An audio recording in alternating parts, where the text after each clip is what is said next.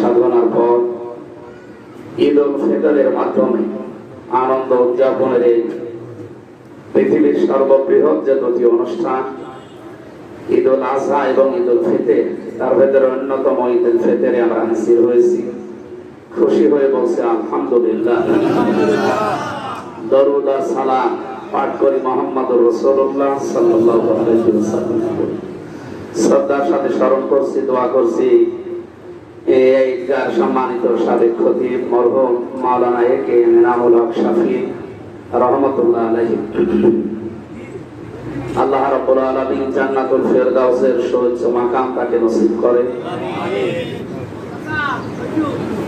আমাদের মনে হয় আর 2 মিনিট সময় আছে। আপনারা এখনো যারা রাস্তাঘাটে আছে, জায়গা তো পরিপূর্ণ হয়ে গেছে। এই মসজিদের ভেতরে যান নাকি? মসজিদের ভেতরেও মানুষ, দোতলায় জায়গা আছে না? এখন যারা আসবেন মসজিদের 2 তলায় যান, যদি 2 তলাও পরিপূর্ণ। ওনারা রাস্তায় হয়তো পানি পড়েন, রাস্তায় পানি পড়েন, পানি বিছান, আর ভেতরে তো আর মনে হয় জায়গা নেই। 1 বছর পরে যেহেতু আমরা নামাজের পরে কিছু কথা বলবো 15-20 মিনিট, 1 বছর পরে যেহেতু এটা আসে, নিয়ম নিয়ে যে কথাটা শোনা যায়, ঈদ উল ফিতর অথবা ঈদ উল আজহা আসলে যেহেতু 1 বছর পরে এটা আসে, অনেকের মনে থাকে না। নিয়ত আপনি বাড়ি থেকে যখন বের হয়েছেন এইটাই নিয়ত। আরবিতে যে কথাগুলো বলা হয় এটা পরবর্তীতে আলেমরা বানিয়েছে। এই জন্য মনের ভেতরে যে ইচ্ছা ইরাদা আছে ওইটাই আপনার নিয়ত। আপনি পেছনে আল্লাহু আকবার বলে দাঁড়িয়ে গেলেও হবে। যদি বাংলায় কিছু কথা বলতে পারে, আমি ঈদ উল ফিতরের ওয়াজিব নামাজ 6 তাকবীরের সাথে, এখানে যদি 12 তাকবীরের কেউ থাকেন, যেহেতু আমরা এখানে আবু হানিফা রাহমাতুল্লাহ আলাইহির মাযহাব অনুযায়ী এই এলাকার মানুষেরা চলি বেশি, এজন্য এখানে 6 তাকবীরের নামাজ হবে ইনশাআল্লাহ। 12 তাকবীরও জায়েজ আছে, কোন জায়গায় হলে আপনারা সেখানে পড়বেন। এই ইমামের পেছনে আদায় করছি আল্লাহু আকবার, এতটুকু বললো আদায় হয়ে যাবে। নাই দোয়ান ওয়াদিয়া লিল্লাহি তাআলা, এই যে সমস্ত যে বিষয়গুলো আছে এগুলো উচ্চারণে কিছু সমস্যা আছে। এমন এমন অক্ষর আছে, এখানে আইন আছে, ফা আছে, সওয়াদ আছে, এই কথাগুলো সঠিকভাবে উচ্চারণ না করতে পারলে শেষে আপনার অর্থ পাল্টিয়ে যাবে। যাদের মুখস্থ আছে সহিষ্ণুত ভাবে ওটা পড়বেন, না হলে বাংলায় এটা বলবেন, আর একেবারে যদি না পারেন আল্লাহু আকবার বলে দাঁড়িয়ে যাবেন। সময় 8টা বাজে এখন, কারো ঘড়ি আছে নাকি? আমার তো 8টা বাজে। নামাজ আমরা নির্ধারিত সময় আদায় করতে চাই, কারণ মুসলমানদের প্রতিটি কাজ সময় মতো হয় না, এই জন্য আমরা পিছিয়ে যাই।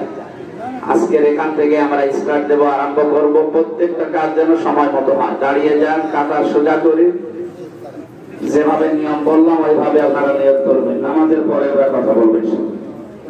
হাদিসের যে কথাগুলো শোনা দরকার, বক্সের মাধ্যমে, মাইকের মাধ্যমে তারা শুনতেছে। আগামীতে যদি পরিবেশ আসে আমরা ওই সমস্ত সিস্টেমও করবো ইনশাআল্লাহ, যেহেতু কোরআন হাদিসে নিষেধ নেই। যেগুলো নিষেধ আছে ওইগুলো বাদ দেবেন। আপনারা কথা বলবেন না, এমনিতেই নিশ্চবে কাজ করে চলে যান। তাহলে এখান থেকে বুঝলাম যে সেজদা বাদ দেওয়া যাবে না। যতদিন বেঁচে আছেন ওয়াবুদ রাব্বাকা হাত্তা ইয়াতিয়াকাল ইয়াকিন, এ নবী আপনি ইবাদত করবেন ওই দিন পর্যন্ত যতদিন আপনার কাছে ইয়াকিন না আসে, মরণ না আসে, আপনার কাছে মৃত্যু এসে ধরা না দেয়, ততদিন আপনার ইবাদত চলবে। এই জন্য আমাদের উচিত হবে আমরা সেজদা যেন ফরজ কাজ, এটা সুন্নাত নফল, এগুলো যদি আপনি পড়তে সময় না পান পরবর্তীতে সময় পেলে পড়ে নেবেন। কিন্তু সেজদা ফরজ জীবনে কোনোদিন আজকে থেকে আর বাদ দেবেন না, যে অবস্থায় থাকেন। যদি আপনার ওযু করা থাকে তো পড়বে, ওযু না থাকলে তায়াম্মুম করবেন, তায়াম্মুমের সিস্টেম না থাকলে বিনা ওযুতে দাঁড়াবেন। কোন দিকে কিবলা বা পশ্চিম আপনার জানা নেই, ওটা ঠিক করারও দরকার নেই। যদি না জানা থাকে যেদিকে মুখ আছে ওই দিকে দিয়েই নামাজ বাদ দেওয়া যাবে না। মুসা আলাইহিস সালামের জামানার একটা হাদিস আমরা পেয়েছি, একজন জেনাকারিনী মহিলা এসে বলেছিল, হে আল্লাহর নবী, আমি এই অবৈধ কাজটা করার পরে আমার পেটে সন্তান ছিল, ওটা জন্ম নিয়ে আমি আছাড় দিয়ে মেরে ফেলেছি, আমার কি অপরাধ মাফ হবে? আমার মতো অপরাধী গুনাহগার পৃথিবীতে আর আছে? হযরত মুসা আলাইহিস সালাম বললেন, না, তোমার মতো অপরাধী এরকম খারাপ মানুষ দুনিয়ায় আর নেই, তোমার মাফ নেই। মহিলা কান্নাকাটি আরম্ভ করতে করতে চলে যাচ্ছিল। হযরত জিবরাইল হঠাৎ করে এসে বললেন, ইয়া মুসা কালিমুল্লাহ উনজুর ইলাইকি, হে মুসা আপনি আমার দিকে তাকান, আল্লাহ আমাকে পাঠিয়েছেন আপনার জন্য। আজকে আল্লাহ রাব্বুল আলামিন আপনাকে বানিয়েছে আল্লাহর জন্য, আর আমাকে পাঠিয়েছে আপনার কাছে শুধুমাত্র আজকের জন্য। আমি বহুবার আপনার কাছে এসেছি, আজকে একটা গুরুত্বপূর্ণ মেসেজ দেওয়ার জন্য আসলাম। আপনি যে মহিলাকে বললেন যে কোনদিন তোমার মাফ হবে না, তোমার মতো নিকৃষ্ট মানুষ দুনিয়ায়, খারাপ মানুষ আর নেই, আল্লাহ জানিয়েছেন এই মহিলার চাইতেও নিকৃষ্ট মানুষ, খারাপ মানুষ আল্লাহর দৃষ্টিতে আছে। মুসা আলাইহিস সালাম আশ্চর্য হয়ে বললেন, কি? হযরত জিবরাইল বলেন, ওই মানুষটা আল্লাহর কাছে এই মহিলার চাইতেও নিকৃষ্ট, যারা সুস্থ থাকার পরে আল্লাহকে সিজদা দেয় না। এই জন্য আমরা এই হাদিস থেকে বুঝি যে নামাজ না পড়া, সিজদা না দেওয়া, এটা জিনা করার চাইতেও খারাপ কাজ, এটা মানুষ হত্যা করার চাইতেও খারাপ কাজ। আমি মুসলমানের কাছে সচরাচর নামাজের কথা বলতে চাই না। অমুসলিম দেশে, এই যে সিঙ্গাপুর, থাইল্যান্ড, এই সমস্ত দেশে যাবার পরে যেখানে অমুসলিমরাও আসে, ওদের কাছে আগে আল্লাহ পরিচয় তুলে ধরা লাগে। এমন এমন জায়গা আছে আল্লাহ যে একজন আছে ওরা জানেই না, তাদের কাছে যদি একবার আমি নামাজের কথা বলি, পাগলামি হবে না? এই জন্য যে সমস্ত জায়গাতে পরিচয় আল্লাহর জানা আছে, আমরা এখানে ৯৬% মুসলমান বাংলাদেশে বাস করি, সুতরাং আল্লাহর পরিচয় দেওয়া লাগে। আমাদের আল্লাহর পরিচয় অন্তত দেওয়া দরকার নেই, আমরা জানি যে উনি একজন আছেন, আমাদের যিনি মালিক। দ্বিতীয় নম্বরে নামাজের কথাগুলো বলা হচ্ছে এই কারণে, কারণ পৃথিবীতে আল্লাহর যত ইবাদত আছে সবচাইতে উত্তম এবং শ্রেষ্ঠ ইবাদত, কিয়ামতে সর্বপ্রথম যেটার হিসাব দেওয়ার জন্য আপনাকে আল্লাহ ডাক দেবে, তার নাম নামাজ। এজন্য এটা যেন বন্ধ না হয়। আউয়ালু মা ইউহাসাবু বিহিল আবদু ইয়াউমাল কিয়ামাতিস সালাহ। আমরা ঈদুল ফিতরের আনন্দ উদযাপনের জন্য এমন একটা সময় এখানে বসেছি, হাজির হয়েছি, যে সময় মুসলিম বিশ্বে, বিশেষ করে ফিলিস্তিনে, গাজার উপত্যকায় আপনি তাকান, হাজার হাজার মানুষ মিথ্যা আশ্রয় পেয়ে তারা, এই পৃথিবীর নিকৃষ্ট জাতি এখন এই ইসরায়েল, ইহুদিরা। আমরা যেহেতু একটা মাস রোজা ছিলাম, এখনো পর্যন্ত আমরা নিষ্পাপী আছি, কারণ লিসাইম ফারহাতান, ফারহাতুন ইনদা ফিতরিহি ওয়া ফারহাতুন ইনদা লিকাই রাব্বিহি। এই হাদিস অনুযায়ী রোজাদারের জন্য দুইটা আনন্দের বা খুশির সময় আছে, একটা হচ্ছে ইফতারের সময় বা এই যে ঈদুল ফিতরের নামাজের সময়। এখন সারা মাস রোজা রেখে যারা বসে আছে তাদের ভেতরে একটা আলাদা আনন্দ আছে, যারা রোজা না রেখে বসে আছে তাদের ভেতরে ওই আনন্দটা আসবে না। যেটা নবীর হাদিস হচ্ছে যে মানুষগুলো খুশি হবে তারা যারা রোজা রেখে ঈদুল ফিতরে নামাজ আদায় করে বাড়িতে যাবে। 10টা কাজ আছে এর আগে, এগুলো যদি আমাদের জীবনে থেকে যায়, যেমন ঈদের দিন চাঁদ দেখা, ঈদের আগের দিন, এটা আমরা কম বেশি সবাই দেখার চেষ্টা চালিয়েছি। ইন্টারনেটের যুগ এসে এটার গুরুত্ব এখন আর আমাদের কাছে নয়, একবার একজন বলে দিলে আমরা সবাই জানি, যদিও এটা সুন্নাত, চেষ্টা করা, না দেখতে পারলে না দেখবে। এরপরে ফজরের নামাজ জামাতের সহিত আদায় করা, এখানে কম বেশি আমরা সবাই পড়েছি। এরপরেরটা বেশি আমরা সকালবেলা গোসল করা, মেসাক করা, এরপরে মিষ্টি জাতীয় কোনো খাবার খাওয়া, উত্তম কোনো পোশাক থাকলে সেটা পরিধান করা, আমরা পরে এসেছি। আমি আজকে আসার সময় পড়তে পড়তে আসছিলাম, এই যে ঈদুল ফিতর, ঈদুল আজহা, এই মানুষ দলে দলে ঈদগার দিকে যায় নতুন কাপড় পরা। কেন নতুন কাপড় পরা লাগবে? এখানে একটা কিয়ামতের দৃশ্যের কথা মনে পড়ছিল, যে পিপিলিকার মতো যখন হেঁটে আসছিলাম ওই সময় আমার মনে হচ্ছিল কিয়ামতের ময়দানে আল্লাহ যখন সিংহায় ফুৎকার দেবেন ইসরাফিল আলাইহিস সালামকে দিয়ে, এভাবে মানুষ তার কবর থেকে উঠে হাসরের ময়দানে, ময়দানে মাহশারের দিকে সব একত্রিত হওয়ার জন্য হাজির হবে। আমরা সেই নাবিরাভিটা থেকে এই প্রায় 1.5 কিলোমিটার দূরে আসলাম। আসার সময় দেখি পিপিলিকা শাড়ির মতো সব ছুটতেছে ঈদগার দিকে, নতুন কাপড় পরা। আর কিয়ামতের দিনে একটাই দৃশ্য হবে, কিন্তু পোশাক থাকবে না, সবাই উলঙ্গ হয়ে ময়দানে মাহশারে হাজির হবে তার নিজের জীবনের হিসাব দেওয়ার জন্য। এখান থেকে যদি একটা বিষয় উপলব্ধি হয় যে আমি এই যে আজকে আসলাম, এরকম আর একটা দিন আমার সামনেও আছে, সেটা কি? মালিকি ইয়াউমিদ্দিন। ওই দিবসে যেহেতু হাজির হওয়া লাগবে, অন্তত এখন থেকে এমন এমন কিছু কাজ আমি করব যে কাজের দ্বারা ওই ময়দানে হাজির হয়ে আমি যেন লজ্জায় পড়ে না যাই। এই কথা বুঝতেছেন ভাইয়া? এরপরের কাজ হচ্ছে একদিক থেকে আসা আর একদিক থেকে চলে যাওয়ার রাস্তা। ডান পাশ দিয়ে আসার সুন্নাত, যদিও আমাদের বাংলাদেশে বাম পাশ দিয়ে আসার নিয়ম। যদি পারেন অ্যাক্সিডেন্টের আশঙ্কা না থাকে, ডান পাশ দিয়ে আসার নিয়ম। এরপরে ঈদগাহের ময়দানে এসে যদি জায়গা পাওয়া যায় সামনে বসা, কারণ ফেরেশতারা যখন লিপিবদ্ধ করবে আপনার নামটা হয়তো সর্বপ্রথম আল্লাহর কাছে শোনাবে। যদি এটা না হয়, যেখানে জায়গা পান ওই জায়গায় বসে যাওয়ার নিয়ম। এরপরে খুতবার সময় নিশ্চুপ থাকা, আমরা এই আমলটা করেছি আলহামদুলিল্লাহ। এরপরে নিয়মটা হচ্ছে কুশলাদি বিনিময় করা। এই সময় নিজের মন অন্তরে যত হিংসা, বিদ্বেষ, অহংকার, তাকাব্বুরি রিয়া আছে সব ছেড়ে ফেলা। এটা হয়তো হবে না, এটা হবে না। এটা যদি না হয় তাহলে আপনার এই একটা মাস রোজা রাখা আর না খেয়ে থাকা এটা সমান হবে। আমি কথা বোঝাতে পেরেছি? এই 10টা বিষয়ের ভেতরে এইটাই গুরুত্বপূর্ণ। আজকে যদি এইটা ছেড়ে ফেলতে পারতাম, এই যে বারবার আমি 3বার এর উপরে বললাম কাতার সোজা করেন কেন? কাবা শরীফে মসজিদে নববীতে যতবার আমি গেছি, যতবার নামাজ পড়েছি, প্রতি ওয়াক্ত নামাজের আগে ইমাম সাহেব 3বার এই কথা বলে আরবিতে যে কাতার সোজা করেন। ওই সময় আমি বুঝি না, এখন বুঝি যে এর গুরুত্ব কত বেশি। কোরআন শরীফে 2টা আয়াত আছে যেখানে মত পার্থক্য করা, মতনৈক্য করা, বিভেদ করা হারাম। সূরা আলে ইমরানের 102 নম্বর আয়াত, ওয়াতাসিমু বিহাবলিল্লাহি জামিআ ওয়া লা তাফাররাকু। তোমরা সবাই মিলে আল্লাহর কোরআনকে একত্রিতভাবে, ঐক্যবদ্ধভাবে ধরো, কিন্তু এখানে মত পার্থক্য করা যাবে না। 2 নম্বর সূরা শূরা 13 নম্বর আয়াতের মাঝের অংশে আছে, আনাকিমুদ্দিন ওয়া লা তাতাফাররাকু ফি। তোমরা দ্বীন কায়েমের ব্যাপারে কোনো মত পার্থক্য করবা না, কোনো বিভেদ করবা না, ফতোয়াবাজি করবা না। কোরআনে এই 2টা আয়াতে বিভেদ করা, মত পার্থক্য করা, দলাদলি করা, একত্রিত না হয়ে বিচ্ছিন্ন হওয়া হারাম। কি বলেন তো? আরো জোরে বলে। অথচ সারা পৃথিবীতে, শুধু বাংলাদেশ না, শুধু কুষ্টিয়া, শুধু সদর থানা, ইবি থানা, মিরপুর থানা, হালসা, এরকম না, সারা পৃথিবীতে এখন সমস্যা এইটা। এই 2টা জায়গায় মত পার্থক্য করা, বিচ্ছিন্ন করা, দলাদলি করা, বিভেদ করা হারাম। আর এই 2 জায়গায় আমাদের যত ঝামেলা। আমাদের যে সামনে কিছু আসবে কি করে?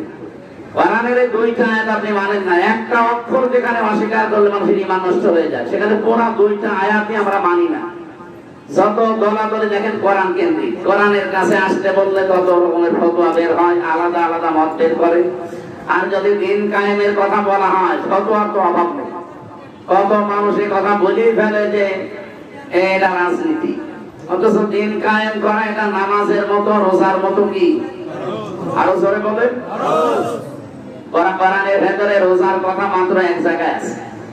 কয় জায়গায়?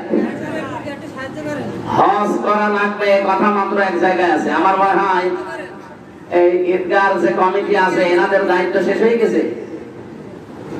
যেহেতু যে কথা তুলেছিলাম, সারা পৃথিবীতে এখন সবচেয়ে অসহায় হয়ে আছে ফিলিস্তিনের মুসলমানেরা।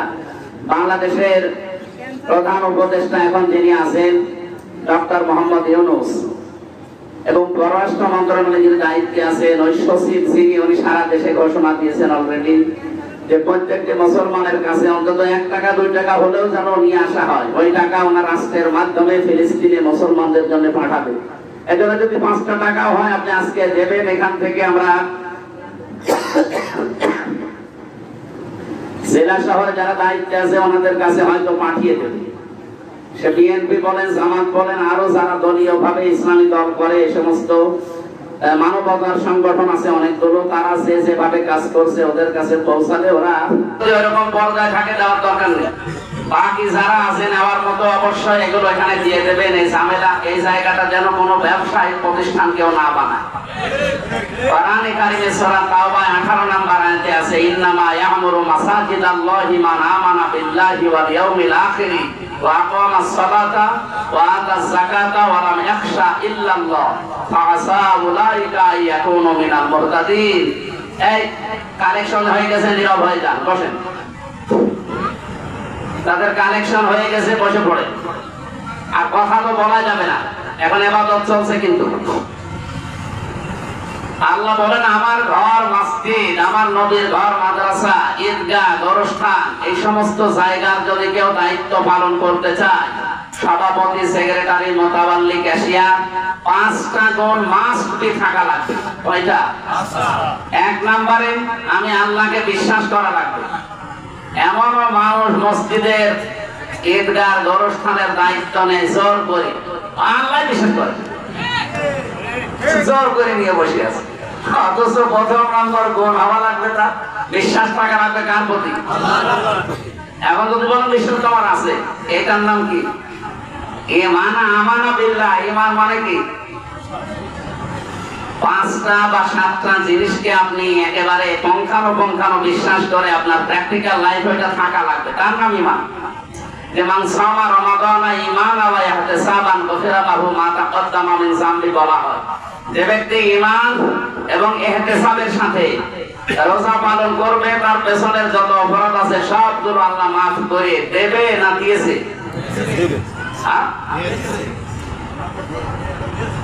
না, শব্দ দুইটা বললাম না। কোন মানুষ যদি ঈমানের সাথে আর ইহতিসাবের সাথে রোজা পালন করে, মা তাকদ্দামা মিন যামবিহি, গফিরা শব্দ আছে, তাকে আল্লাহ মাফ করে দেবে। না দিয়েছে? দিয়েছে। এটা মাঝি অতীতের শব্দ। তার মানে এই শর্ত দুইটা পূরণ না করলে আপনার জন্য এটা না। 1 নম্বরে ঈমান। ঈমান কি? যে ব্যক্তি ঈমান আনবে তার আগে কয়েকটা কাজ করা লাগে। 1 নম্বরে আপনি ঈমান যদি বলেন আমি এনেছি, না, ঈমান আনতে হলে ফামাই ইয়াকফুর বিত-তাগুত ওয়া ইউমিন বিল্লাহ। এ যদি বলে আল্লাহ তোমাকে বিশ্বাস করি, তার প্রথম কাজ সে যেন তাগুত ছেড়ে দেয়। কি করে? এখন তাগুতই যদি না বোঝেন তো ছাড়বেন কি করে? তাগুত হচ্ছে ওই শক্তি যে আল্লাহর বিধান মানতে চায় না, অন্য মানবে, মানতেও দেয় না। আল্লাহর বিধান কয়টা বলেন তো? এখানে আমার মনে হয় শুধু আলেম বাদ দিয়ে কেউ জানেই না আল্লাহর বিধান কয়টা?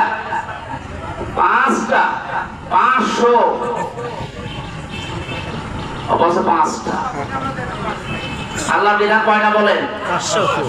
কোরআন শরীফে 500 আছে, উনি হয়তো মাত্র 5টা জানে। তাও 5টা বলতে পারবে কিনা আল্লাহ ভালো জানে। 500 বিধান কোরআনে আল্লাহ দিয়েছে। এর ভেতরে নামাজ যেমন আছে, রোজা যেমন আছে, হজ যেমন আছে, সাদাবাজিও আছে। সাদাবাজি মানে হারাম, এটা নিষিদ্ধ, এই কথা আল্লাহর বিধানে নেই। এখন নামাজ পড়ে, রোজা রাখে, হজ করে, যাকাত দেয়, সাদাবাজি করে, হবে না?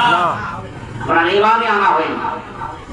এরকম মানুষ যদি এই এলাকায় থাকেন, কেউ বিভিন্ন জায়গা দখল করা, সাদাবাজি করা, বাবা শাহজালাল সব এরকম মানুষ নেই দেশে? আমাদের কুষ্টিয়া জেলা এখন ভালো আছে, অন্যান্য জেলায় অলরেডি আরম্ভ হয়ে গেছে। এই জন্য এগুলো যারা করে তাদেরকে এখনো ঈমান আনা হয়েছে। তা আল্লাহর বিধান আপনি মানছেন না, আপনাকে আমরা মানতে বলি, আপনি মানেন তো না, আর যে মানে তাকে আপনি বাধা দেন, তাহলে আপনার এখনো ঈমান আনা হয়নি। কথা কি একটু কড়া হয়ে যাচ্ছে? একটু নরম করি। 2 নম্বরে ইহতিসাব। ইহতিসাব মানে কি? শব্দটা ইহতিসাব, হিসাব থেকে। হিসাব মানে গণনা করা, সংরক্ষণ করা, এক জায়গায় করা, অনেকগুলো অর্থ আছে। আপনি হিসাব নিকাশ করে বাকি জীবন চালাবেন, এই জন্য সিদ্ধান্ত নিয়েছেন, এর নাম ইহতিসাব। আত্মসমালোচনা করা, আমি এই যে 24 ঘন্টা অলরেডি পার করলাম, এর ভেতরে আমি এখনই যদি চোখ বন্ধ হয় 24 ঘন্টার হিসাব আমার দেওয়া সম্ভব, তো এর নাম হচ্ছে ইহতিসাব। যদি 30টা রোজা রেখে এইরকম কিছু তৈরি করতে পারতাম, বাকি জীবন আমার পরিবর্তন হয়ে যেত। নবীজি বলেন এই দুইটা গুণ যারা অর্জন করেছে গফির আল্লাহু মা তাকদ্দামা মিন যামবি, সে যারা বিশ্বাস করে তার পেছনে আর কোনো অপরাধ নেই, সব মাফ হয়ে গেছে। তাহলে আমরা আল্লাহর বিধান ঈমান আনার প্রথম অর্থ পেলাম কি? তাগুত ছেড়ে দিয়ে এক আল্লাহ বিশ্বাস করা। মসজিদ বলেন, মাদ্রাসা বলেন, ঈদগাহ বলেন, গোরস্থান বলেন, ধর্মীয় কোন প্রতিষ্ঠানের দায়িত্ব নেওয়ার জন্য প্রথম শর্ত কি? ঈমান। বলেন সূরা তাওবা 10 নম্বর পারা 8 নম্বর পৃষ্ঠা 8 নম্বর লাইনে আছে 18 নম্বর আয়াত। বাড়ি যে বাংলা তাফসীর মিলিয়ে দেখবেন। 2 নম্বর ওয়াল ইয়াউমিল আখিরি, কিয়ামতে জবাব দেওয়া লাগবে, এই টেন্ডেন্সি তার তৈরি হবে। এইটা বাংলাদেশ, ভারত আর পাকিস্তানে আমি পাইনি, এই দেশগুলোতে খুব বেশি ঘুরি তো। আমাদের এই সমস্ত দেশে দেখি মসজিদ, মাদ্রাসা, গোরস্থান, ধর্মীয় প্রতিষ্ঠানের ক্যাশিয়ার হলে সে দিন দিন ধনী হয়ে যায়। কি গো, ওকে ফেরেশতা জিবরাইল দিয়ে যায় কিছু? ও মনে করে আমি আল্লাহর বান্দা, আল্লাহর ঘরের, আল্লাহর ধর্মীয় প্রতিষ্ঠানের দায়িত্বে আছে, এইটা আল্লাহর নাম নিয়ে খাবো, এ আর অসুবিধা।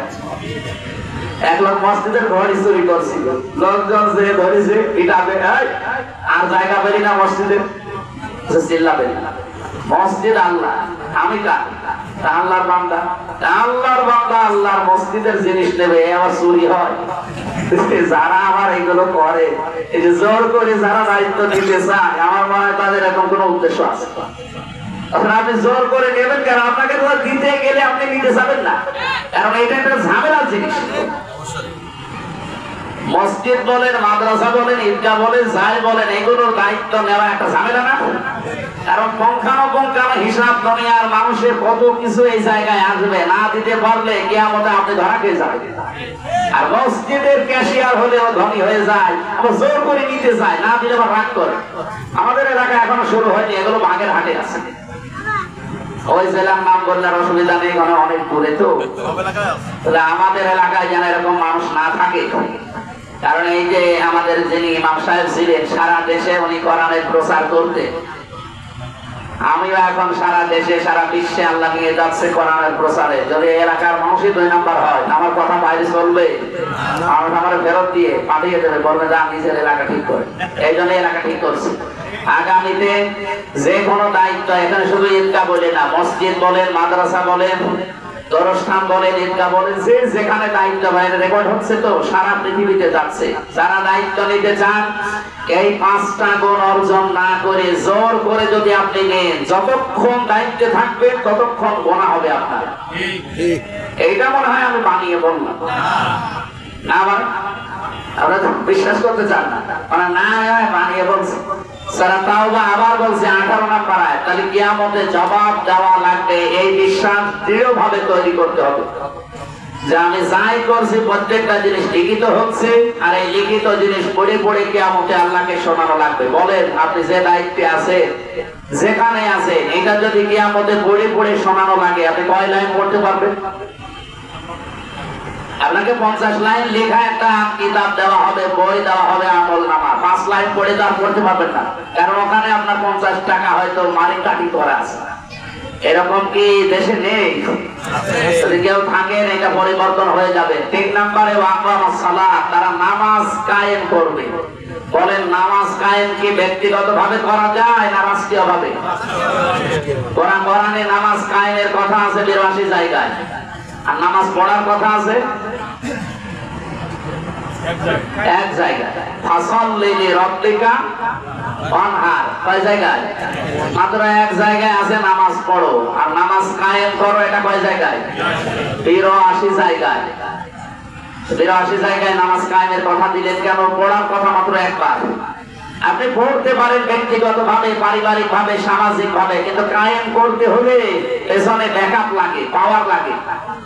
এইটা যতদিন পর্যন্ত আপনার হাতে না আসবে, আপনি নামাজের ওয়াজ করতে পারবেন কিন্তু কায়েম করতে পারবেন না। আমি উদাহরণ হিসাবে বলছি, আমার জেলে যাওয়ার আগে 3 বছর যেহেতু জেলে ছিলাম, সেই 20 সালে বা 19 সালে একটা ঘটনা আমার গ্রামে ঘটেছিল, বিচারের একটা ঘটনা।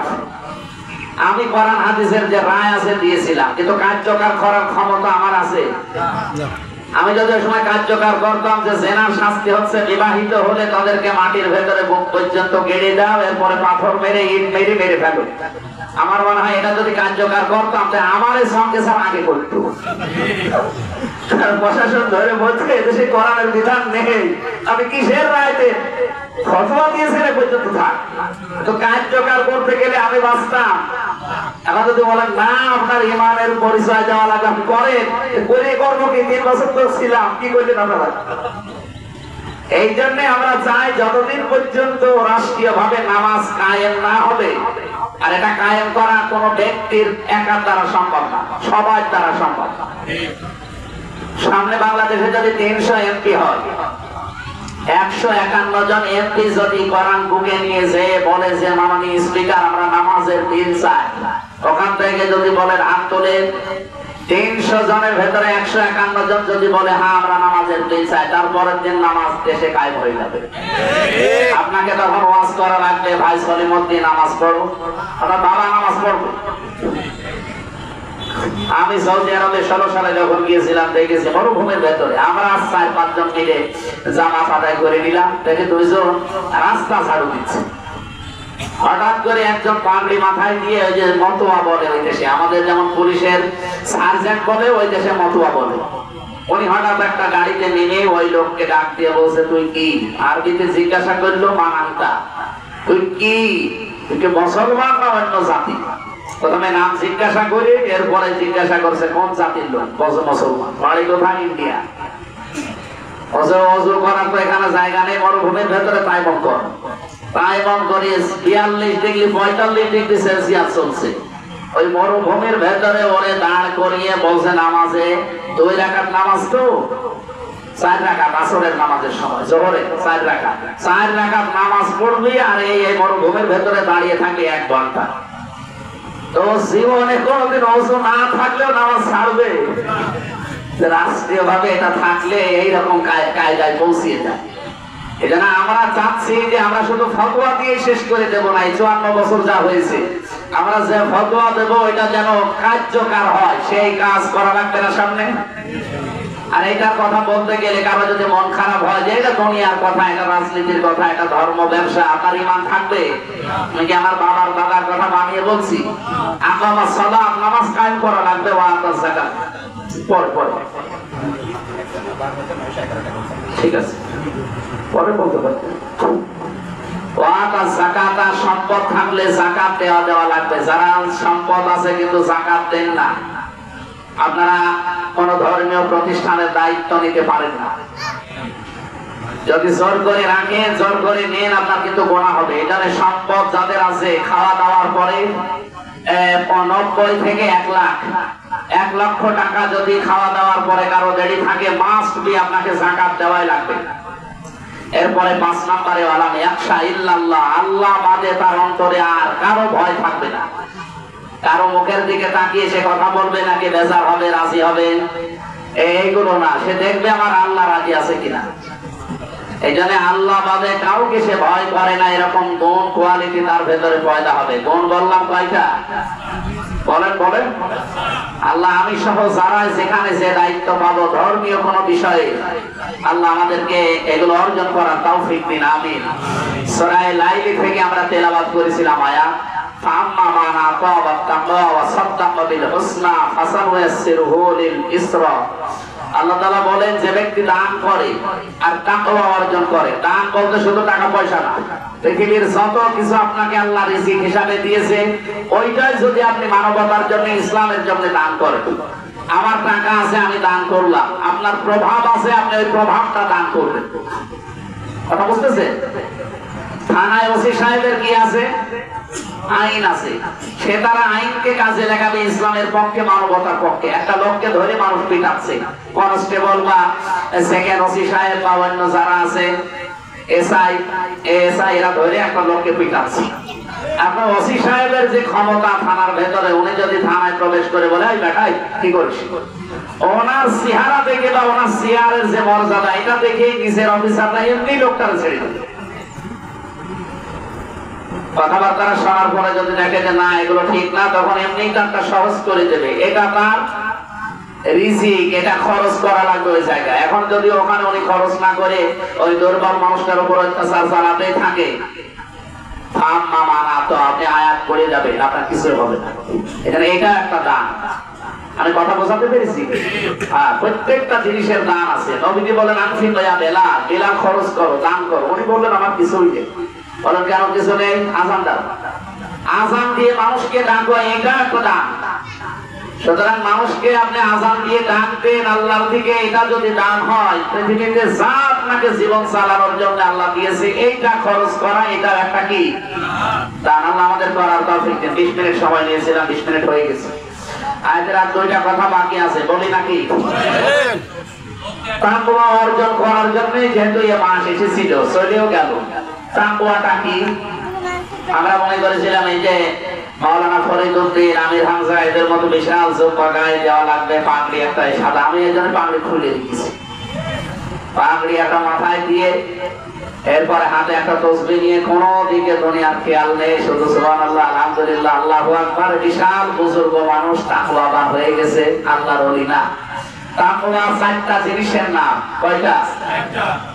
কথা বুঝতেছেন তো? আমি যদি একজনকে ধরে যদি জিজ্ঞাসা করে বলতে পারবে? আমাদের বিশ্ববিদ্যালয়ের ক্লাস কেন্দ্রিক এইগুলো একটা শব্দ নিয়ে ব্যাখ্যা করতে করতে তারা হাজারো শব্দ বের করতে পারে।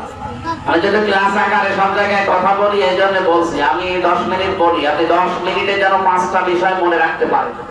তাকওয়া কয়টা বিষয়ের নাম? আরো জোরে বলেন।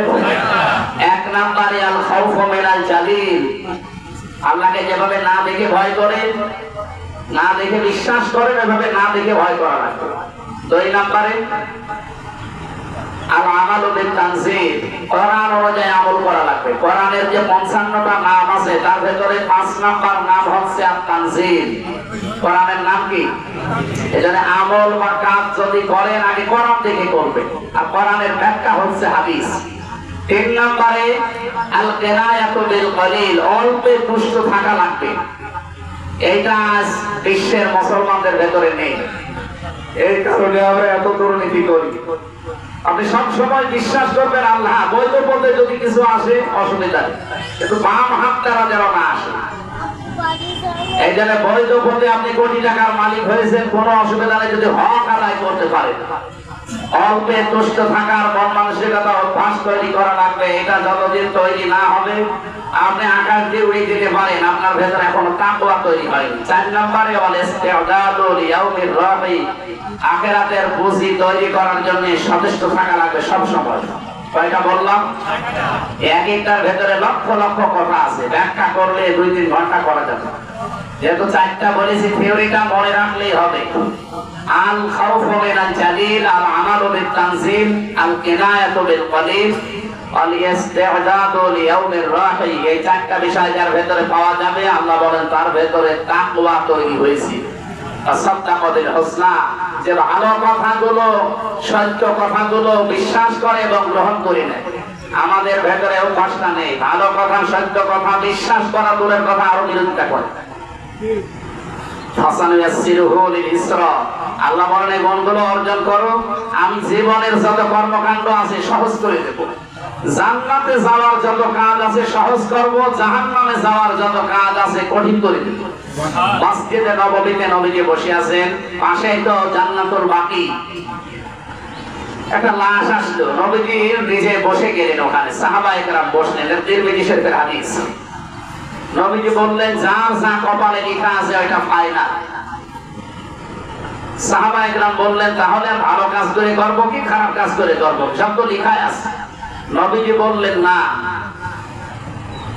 যেই লোকটা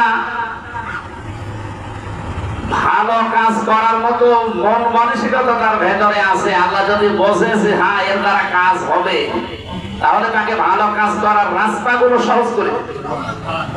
আর যদি আল্লাহ সব কিছু জানে, যদি দেখেন যে না এর ভেতরে ভালো কিছু পাওয়া যাচ্ছে না, এত কিছু করার পরেও আসে না ফিরে, তখন ওই মানুষটাকে খারাপ রাস্তায় যাওয়ার যে আছে ওইগুলো আরো সহজ করে দেয়। এইখানে ফামান সুহজিহা আনিন নার ওয়া উদখিলাল জান্নাতা ফাকাদ ফাজ, ওই লোকটার জীবন সফল, যাকে আল্লাহ জাহান্নাম থেকে মুক্ত করে জান্নাতি বলে ঘোষণা দিয়ে দিয়েছি। এটা কি এখন নাকি আমাদের পরে? এটা এখন। ফামান যুহজিহা আনিন নার ওয়া উদখিলাল জান্নাতা ফাকাদ ফাজ। ওই লোকটার জীবন সফল অলরেডি হয়ে গেছে, যাকে আল্লাহ জাহান্নাম থেকে বাঁচিয়ে জান্নাতি বলে ঘোষণা দিয়ে দিয়েছে। ফাকাদ ফাজ, এটা মাঝি, সে হয়ে গেছে, এখনো মরি নাই, কিয়ামত হয় নাই। তাহলে এই আয়াতটা কি ভুল নাকি? তাহলে এই আয়াতের অর্থ বের করেন। দ্বিতীয় অর্থ, এটা প্রথম বললাম, দ্বিতীয় আরেকটা অর্থ আছে। দুনিয়াতে আপনাকে ভালো ভালো কাজ করার আঞ্জাম দেওয়া আল্লাহ সুযোগ দেবেন, আর অন্যায় কাজগুলো করার রাস্তা আল্লাহ নিজে বন্ধ করে দেবেন। তাহলে আপনি যখন দেখবেন যে আপনি এখন থেকে ভালো ভালো কাজগুলো করতে আপনার ভালো লাগছে, আনন্দ পাচ্ছেন, আপনি সময় সুযোগ এবং সবকিছু সাপোর্ট পাচ্ছেন, আর অন্যায় গুলো করলে আপনার ভেতর থেকে একটা বাধা আসে বা বাধা পড়ে যায় যে কোনো কায়দায়, আপনি বুঝবেন আল্লাহ আপনাকে জান্নাতের দিকে এগিয়ে দিচ্ছে আর জাহান্নামের রাস্তাগুলো আপনার জন্য বন্ধ হয়ে যাচ্ছে। আল্লাহ আমাদেরকে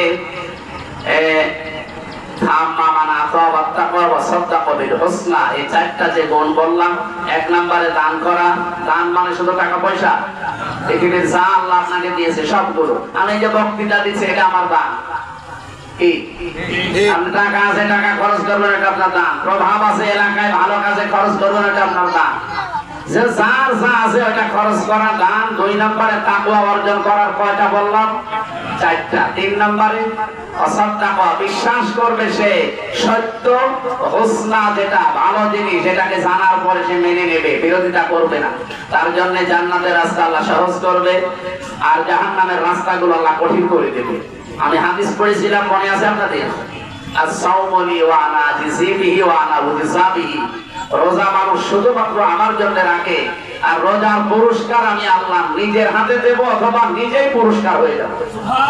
আল্লাহ ওই রকম একটা পুরস্কার যেন আমাদের জন্য বরাদ্দ করেন। যেহেতু ফিলিস্তিনের মুসলমানেরা এখন, আমরা ইফতারি করছি সেমাই দিয়ে, তারা সেহরি করছে রক্ত দিয়ে। কি অবস্থা তাদের দিকে তাকান, একটু নিজেকে দাঁড় করান তো এই জায়গায়। আমাদের দেশটা যদি ওই রকম হতো, কোথায় পৌঁছিয়ে যেতাম আমরা। ঈদের নামাজে এক জায়গায় হওয়া দূরের কথা, রক্তের হোলি খেলা চলতো। আল্লাহ আমাদেরকে এখনো যেহেতু স্বস্তিতে শান্তিতে অন্তত নিরাপত্তায় রেখেছে, এজন্য আমরা তাদের জন্য দোয়া দেওয়া, ওই যে রিজিক খরচ করার যার যতটুকু আছে খরচ করেছেন। মনে হয় 12,000 কত টাকা উঠেছে ঈদগাহ ফিলিস্তিনদের জন্য। 23,366 টাকা উঠেছে। মারহাবা, আল্লাহ যেন কবুল করেন, সকলে বলেন আমিন। আর ঈদগাহের কত কি উঠেছে আমি জানি না, ওটা দেখবো নামাজের পরে। আমরা যতটুকু বলেছি যেহেতু এখন কবর জিয়ারত করব, কবর জিয়ারত একটা ইবাদত, এটা আমাদের জন্য তারা আশায় থাকে 1 বছর পরে। আমাদের জন্য দোয়া করব আল্লাহ যেন আমাদের মতো তাদেরকেও আনন্দ দান করে।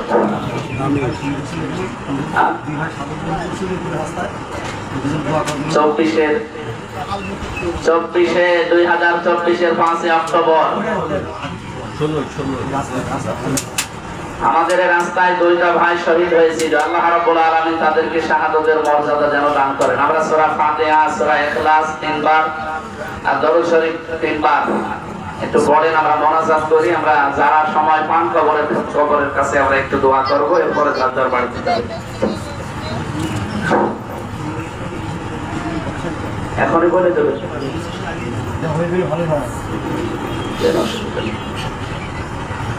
এখানে ঈদগাহর জন্য আপনারা টাকা দিয়েছেন 87,500। আর ওখানে এখন আর ওনারা কমিটিতে 71 জন আছে অলরেডি। ওনাদের 71 না, প্রায় 80,000 টাকা অলরেডি ওঠা আছে। আমি যতটুকু শুনেছিলাম, এই যে খরচপাতি দেখছেন ওনারা নিজেদের দায়িত্ব নিয়ে, আমি ধন্যবাদ জানাচ্ছি ওনাদেরকে এই জন্য। কারণ এতদিন এই পরিবেশে আমরা নামাজ পড়তে পারি না। সে যেভাবেই হোক অন্তত কাজ হলেই হবে। সে কি একজন ওয়াজ করতো মৌলানা হাবিবুর রহমান শক্তিবাদী নাকি যেন, যে বিড়াল কাঠের হোক, কিন্তু চলতে হবে। যে থাকে থাক, না থাকে না থাক, ওটা যেহেতু আমাদের এটা ব্যবসা প্রতিষ্ঠান না, এটা একটা ইবাদত, সুতরাং আমাদের কাজ হলেই হবে। যারা আছেন খুব সুন্দর করে সাজিয়েছেন, আপনাদের আমরা ওয়েলকাম জানাচ্ছি, ধন্যবাদ আছে। আমি খুশি, আলহামদুলিল্লাহ। আমি হয়তো আজকে বাগেরহাটে বা গাইবান্ধায় গেলে ওরা নিয়ে যেয়ে আমার বাড়িতে পৌঁছিয়ে দিত, 1 লাখ টাকা দিত, কি হইতো? আমি এই মানুষগুলো অন্তত দেখতে পারতাম, এমনি বাড়ি আসতে পারি না। 1 বছরে 2 বার অন্তত হলেও আপনাদের সাথে দেখা হবে। এখন থেকে আপনারা যে যেখানে আছেন ভালো থাকেন, সুস্থ থাকেন। আমি এলাকায় এখন কুষ্টিয়াতে যেহেতু থাকি, তো ঢাকা কেন্দ্রিক না গেলে সামনে আরেকটা উদ্দেশ্য নিয়েছি, মালয়েশিয়া ইন্টারন্যাশনাল ইসলামিক ইউনিভার্সিটি, ওখানে পিএইচডি করার জন্য একটা চিন্তায় আছি। কথাও বলে এসেছি স্যারের সাথে, যদি চলে যায় অন্তত 3.5 বছর ওখানে সময় দেওয়া লাগবে। মাঝে মাঝে আমি আসা যাওয়া করবো। প্রথমে যে অন্তত 4 মাসের একটা ট্রেনিং আছে, ওটা তো থাকাই লাগবে।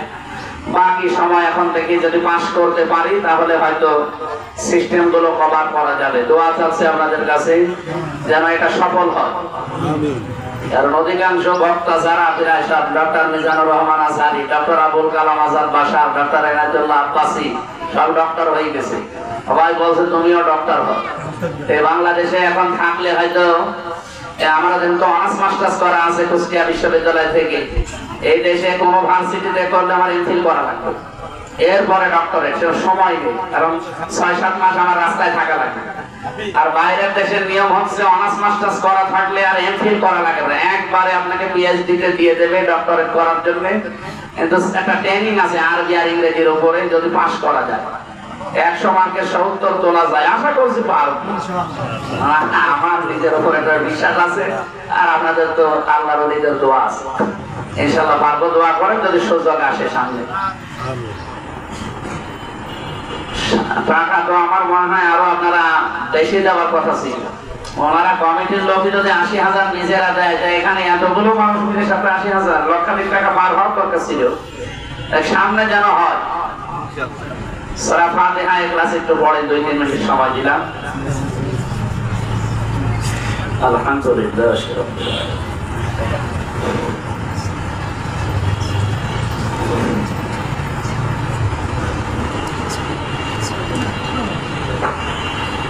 اللهم آمين لا إله إلا أنت سبحانك إني كنت من الظالمين الله أكبر الله أكبر لا إله إلا الله الله أكبر ولله الحمد رب العالمين কুষ্টিয়া জেলার মিরপুর থানার হালসা ঈদগাহ ময়দানের দিকে তাকাও। হাজার হাজার বান্দারা 2 রাকাত নামাজ আদায় করে কোরআনের কিছু কথা আমরা শুনেছি।